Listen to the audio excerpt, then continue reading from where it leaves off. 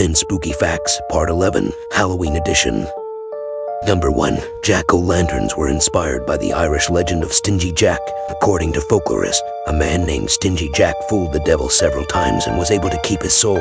After Jack passed away, he was denied entry into both heaven and hell, so he was doomed to wander the earth with only a burning coal to light his way, which he placed inside a carved-out turnip. The Irish began to refer to this ghostly figure as Jack of the Lantern, and then simply Jack-o'-lantern. Number 2. Ireland is typically believed to be the birthplace of Halloween, with the ancient Celts having celebrated the festival of Samhain. Later, Christianity adopted the theme to appease newly converted Celts, which became All Hallows Eve, the day before All Hallows Day, followed by All Souls Day, and over the centuries has formed into what we know today as Halloween. Number 3. Samhain is a seasonal celebration. Thousands of years ago, Gaelic and Celtic tribes would celebrate the end of the harvest season. They called the time of year surrounding November 1st as Samhain. It was a period when people would come together, gather their food, and prepare for winter. The Celtic priests would light a new bonfire, and bones would be tossed in to ward off evil spirits, and bonfire gave way to our modern word bonfire. Number 4. Dressing up as ghosts and goblins originated from the ancient Celtic tradition. This was done to disguise oneself in order to remain undetected by spirits wandering the streets during Samhain. Number 5. Famous entertainer Harry Houdini passed away on Halloween in 1926 from peritonitis due to a ruptured appendix. The most popular theory suggests that during a lecture at McGill University on October 22nd, a student asked Houdini if it was true that he could resist hard punches to his abdomen, which he agreed.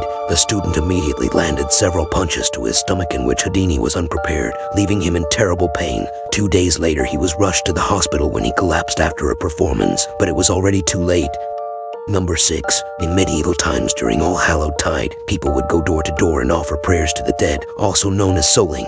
In return, they would receive treats such as soul cakes and other goods. Entertainers would also perform songs. This was a precursor to what we know today as trick-or-treating. Number 7. Somnophobia is the fear of Halloween.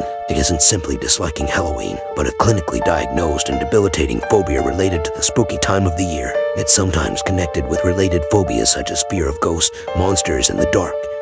Number 8. In 2005, a real body was mistaken for a Halloween decoration located in Frederica, Delaware. Onlookers passed by for several hours admiring the supposed decoration until police eventually came around and concluded that it was real. Number 9. The word witch actually comes from an Old English word that means wise woman. Members of the Wiccan were once highly respected.